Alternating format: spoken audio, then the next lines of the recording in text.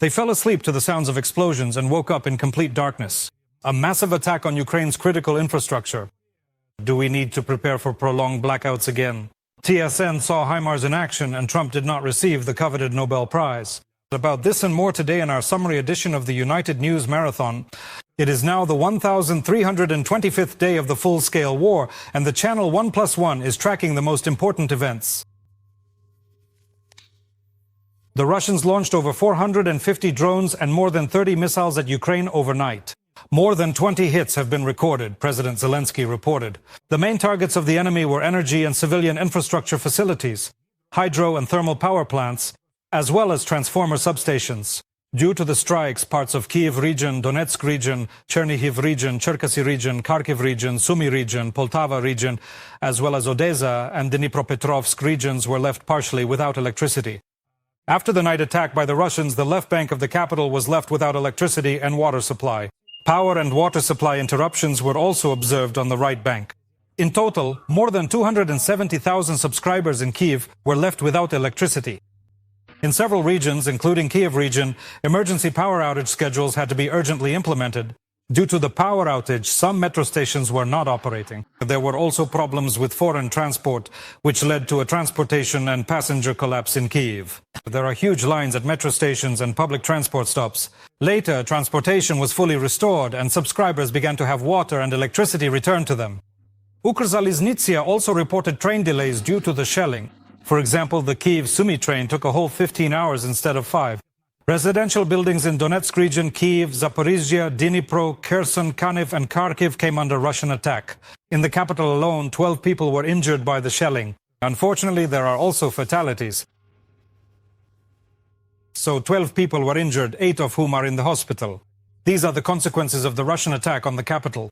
In several districts of Kyiv, buildings and cars were damaged.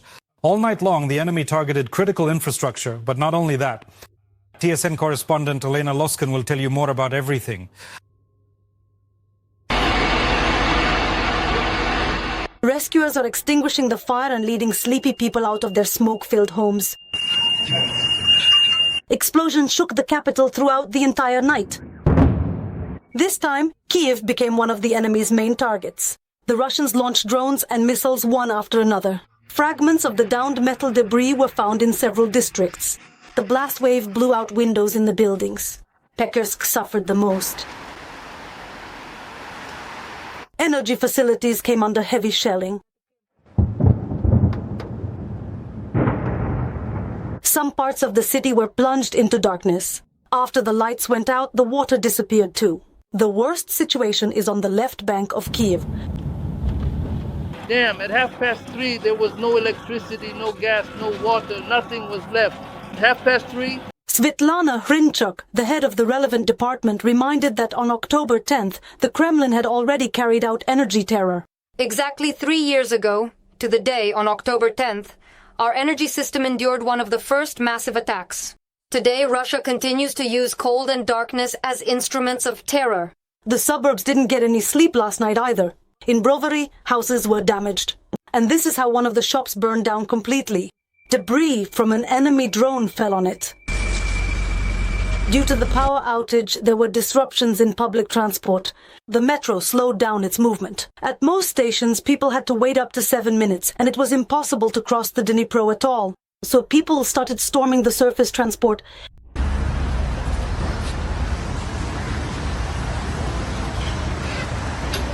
I can't get to work either because the metro isn't running, and the buses, they all just pass me by.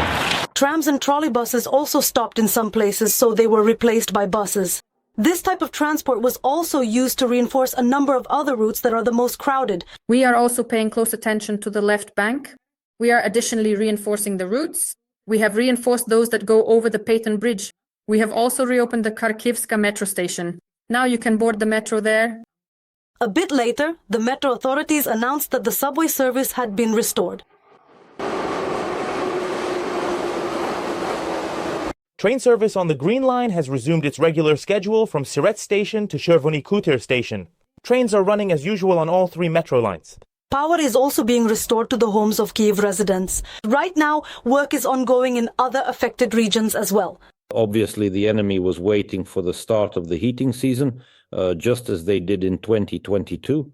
All necessary and appropriate measures are currently being taken, including both technical actions at the specific sites that were actually hit and also temporary switching schemes in order to restore the essential electricity supply for the affected population as quickly and efficiently as possible.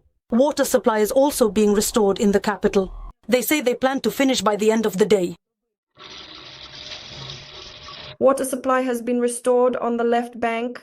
Water may still be unavailable in those apartment buildings that rely on water pump boosters. If these heating stations are without power, the pumps accordingly do not work, so water can only reach residents up to the 5th floor. As for the right bank, 4 districts remain without water: Pechersky, Shevchenkivsky, Solomiansky, and Holosivsky. Those who still don't have water are being asked by utility workers to use the water wells. About 100 of them are currently connected to generators, so they work even without electricity. And local hospitals have been provided with water deliveries. You can charge your phone, warm up, or have some tea at the points of invincibility.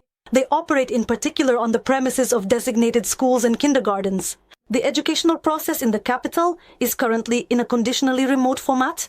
If there is electricity, teachers conduct lessons online or assign tasks for independent review. In some institutions, duty groups have been organized, but parents have still been asked, if possible, to keep their children at home. Olena Loskin, Anatoly Korb, TSN 1+1, Marathon, United News. The HIMARS, which once again changed the course of the battle. The Russians launched a large-scale assault in the Dobropillia direction. Columns of equipment, motorcyclists and infantry of the occupiers moved in to try to push back the defenders and take the village of Volodymyrivka. The battle is still ongoing, although our soldiers have already destroyed all of the enemy's equipment, sparing neither drones nor shells. They also struck the occupiers with HIMARS rockets. These rocket systems have been operating at the front since 2022, but for the first time, we will show how skillfully they change the battlefield. TSN special correspondent Yulia Karyenko will tell us how the Russian offensive ended. Among themselves, the soldiers call this machine the chimera of the front. And it's no wonder, because they always try to hide it as far away from prying eyes as possible, especially now when Russian drones are lurking everywhere. This is a HIMARS, a multiple launch rocket system. And right now, the HIMARS crew, 3 soldiers who have been up since 4 in the morning because of the massive Russian assault, will change the course of the Russian offensive. At the moment, the intensity is very high. There are a lot of targets being hit over the course of 4 hours. We've already struck about 15 targets. The last time we saw this level of intensity was somewhere on the Lyman direction. Here are those targets. Russian infantry on vehicles, buggies and motorcycles launched an assault in the Dobropillia direction. About 300 soldiers tried to break through to the village of Volodymyrivka. They moved in columns, something that hadn't happened in this direction for several months. A mechanized assault involving a very large number, indeed dozens upon dozens, of various motor vehicles, and also something that has been quite rare here for many months. They extensively use diverse types of armored transformers, including BMPs of this particular kind, and also powerful tanks. As many as 5 Russian brigades today threw their forces in from 2 directions. The approach of the first Russian column is reported over the radio by the HIMARS commanders. Rough morning? Tense, I would say. Why? A lot of work. Unfortunately, the enemy is advancing. We need to shoot them down. The more, the better. The HIMARS commander has received the coordinates of the Russian column. Here it is, on the road in the middle of the field. But in artillery terms, its location is measured in numbers. The commander enters them into the tablet, and the crew of the American system heads out to fire. The HIMARS raises its body with a rocket-packed pod, turns it toward the front, and suddenly folds it back. The Russian column has shifted. It's always difficult to fire at a moving target, the artillerymen say, so the coordinates have to be entered again. It's far too dangerous to stand out in the open field like this for so long, because the vehicle could be spotted by an enemy aircraft. The guys have to work pretty quickly here. Right now they're covering the front near Dobropillia, and they have to act fast and get away, since the Russians wouldn't hesitate to use an Iskander missile on a vehicle like this. In these shots, you can see the Russians attacking our defensive line. The pilots counted 30 motorcycles with assault troops and another 35 armored vehicles. The enemy is using a pushing tactic. I would call it a pushing tactic. What is it about? They take losses, and yet the next wave still comes. They suffer losses every 20, 30, 50 meters as they advance. And again they take losses, and again someone keeps pushing them forward. Before they manage to push their assault troops all the way to our trenches, the data is updated. The artillerymen hear it again over the radio, redeploy their vehicle, and finally launch the first rocket. The HIMARS quickly packs up and hides in the bushes. The shot is successful, but it's not the last one. Once again, the Chimera heads out into the field.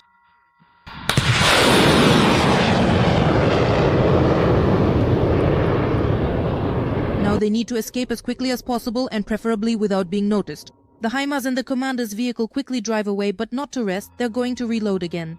At this moment, the task of destroying Russian vehicles is taken over by FPV drones from the 82nd Air Assault Brigade. Here, one of them approaches an already damaged armored vehicle with a red star.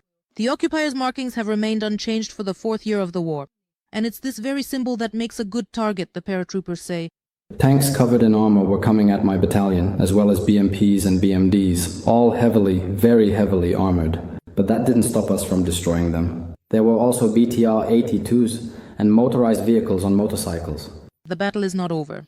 The HIMARS is racing across the Donetsk steppe, heading back to the positions.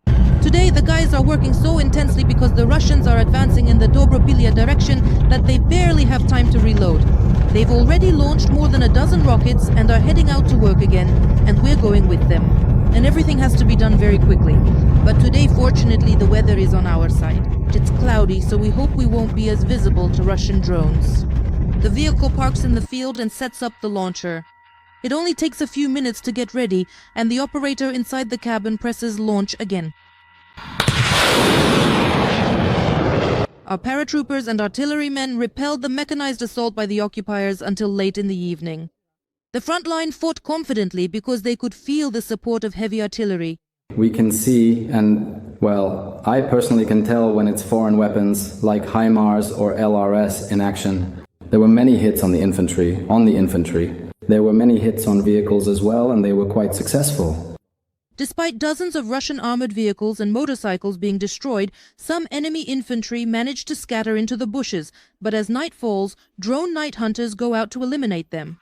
But even despite such an onslaught, they failed to break through our defensive line. Yulia Kirienko, Alexander Shian, Ole Mostovi, TSN 1+1, Marathon, United News. He wanted a Nobel Prize but never got one. Instead of Donald Trump, this year's main peace prize was awarded to Venezuelan politician and democracy activist Maria Corina Machado. For more than 20 years, she has been fighting for free and fair elections in her country, uniting the opposition and running her own volunteer civic organization. As stated by the Nobel Committee, Machado keeps the flame of democracy alive amid growing darkness. And now, let's ask TSN's special correspondent Olha Koshelenko how Washington is reacting to the awarding of the Peace Prize. She is already live from our studio. Olha, Trump never said it outright, but it was obvious that he really wanted that Nobel Prize. Is there already any reaction from the White House to the awarding of this prize? And knowing the character of the 47th president, what could it lead to that the prize went to a Venezuelan woman and not to the world's main peacemaker, according to his own version? His Holiness Trump openly said that he really wants the Nobel Prize. By the way, so far he has only responded on his own social network, Truth Social. He first reposted a post by this year's laureate, Maria Corina Machado, where in the first half of her post, by the way, she writes that this is a huge recognition for her and that she will continue to fight for the people of Venezuela. And in the second half of the post, she does thank the President of the United States, Donald Trump, as well as the American people and other democratic nations of the world, and writes about how she is counting on them in the fight for Venezuela's freedom. And with his second post, Donald Trump reposted a video of Putin, who today commented on how much Trump has done to achieve peace. Trump added 3 words from himself. Thank you, President Putin. White House Communications Director Stephen Chung also made an indignant post, saying that the Nobel Committee has proven it values politics over peace. But he said, this will not stop Donald Trump and he will continue to make peace deals. The President of the United States has not hidden his strong desire to receive this prize in recent months. Both he and his entourage have mentioned this publicly. Trump said there is no better nominee than himself since he stopped 7 wars, but complained that the prize would surely go to someone else who did nothing. Recently, he even said that awarding this prize to someone else would be an insult to the United States. Global media report that the United States pressured the Nobel Committee and Norway as the founding country. In addition to the public statements themselves, which can also be seen as pressure, the Financial Times, citing sources, also reports that Trump repeatedly raised this issue in conversations with Norwegian officials, and Norway even feared sanctions against itself, such as the imposition of tariffs if Trump were to lose. Overall, everyone agreed that the President of the United States had no chance of winning the prize this year because, as is known, the award is generally given for achievements in the previous year, when the 47th President of the United States had only just been elected and had not even taken office yet. But that didn't stop Trump. European officials, as suggested in a Financial Times article, even speculate that Trump was rushing to conclude a peace agreement between Israel and Palestine this week, specifically to impress the Nobel Committee. And the day before, when the American leader hosted Finnish President Alexander Stubb in his office, journalists asked him a rather provocative question. Does Trump deserve the prize this year? And the Finnish leader handled this potentially tricky situation with dignity and said that next year, if the war in Ukraine ends, Trump should be nominated by Ukrainian President Volodymyr Zelensky for ending the war in Ukraine, and also by the King of Jordan, apparently for resolving the situation in the Middle East. Moreover, in his opinion, the resolution should be fair, not in the spirit of the big guy beat the smaller one. In my view, there are two key pieces that need to be addressed in the bigger picture. The first is the Middle East, and we are already seeing results there, and the next is between Russia and Ukraine. Once these issues are resolved, I don't see any obstacles to this. Will you be nominating Mr. Trump next year? This year, I think probably the best nomination would be for Zelensky and then for the King of Jordan. As for international affairs, all of Trump's attention is currently focused on the peace agreement between Israel and Hamas. He's even planning to travel to the region since, according to him, the return of Israeli prisoners will take place there on Monday or Tuesday. As for Ukraine, according to him, he said this week that he has almost made a decision on whether to supply Tomahawks to Ukraine. But no practical steps have followed these words. He continues to say that he will resolve this war, but without any specifics. When asked whether he would increase pressure on Russia, Trump replied, "I might," but added, "I don't believe that Putin will dare to attack." And when Finnish journalists asked follow-up questions, specifically what he would do to defend their country if Putin attacked, Trump's answer consisted of just one word: vigorously. Colleague. Olya, I have one more question about the statement made by the First Lady of the United States, Melania Trump. She made this statement today, and I'll quote, 8 children who had been separated from their families as a result of hostilities in Ukraine were reunited with their families over the past day. Do you have any details? Is this specifically about the return of children to Ukraine? Yes, Sviate, we have the details that were provided by the First Lady of the United States, Melania Trump. She made a special statement today dedicated to this issue. And as she put it, this is about reuniting children who have suffered from the war with their families. So it's not about returning Ukrainian children to Ukraine, but rather to wherever their parents are, that is, on both sides of the border. According to her, in the past 24 hours, 8 children have already been reunited with their families, including 3 who had been separated from their parents and taken to the Russian Federation and have now returned to Ukraine. But the situation with the other 5 is interesting. As Ms. Melania Trump put it, they were separated from their families by borders. And in particular, one girl, as she said, returned from Ukraine to Russia. She did not provide any further details, but assured that since she handed over a letter to Putin about Ukrainian children in August, her team has been in constant contact with the Russian team, directly with President Putin. She said that the Russians are cooperating diligently and have provided her with detailed information about these 8 children, including biographical data, photos, and the medical procedures that have been performed on them. Also, as Ms. Trump said, she received a joint report prepared by the Commissioner of the Verkhovna Rada for Human Rights and the Russian President's Commissioner for Children's Rights. And also, according to her, she managed to reach an agreement that those children who were minors at the time of relocation but have since turned 18 will also be returned. And so, according to her, Russia has agreed to return these people who are now, in fact, legally adults. Let's listen to her direct speech. For me, as the First Lady, this is an important initiative. It is based on a common goal and long-term consequences. My mission continues to optimize the transparent and free exchange of information about the health of all children who have become victims of this war, and to act as a mediator in the ongoing reunification of children with their families until everyone returns home.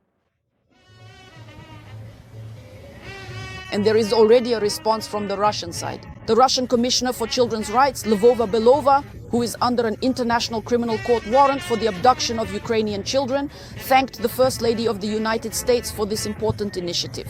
And we have also reached out for comments from the Ukrainian side, in particular to the Verkhovna Rada Commissioner for Human Rights, whom Mrs. Trump mentioned in her speech, as well as to the office of the First Lady of Ukraine, whom the First Lady of the United States, by the way, met with last month in New York.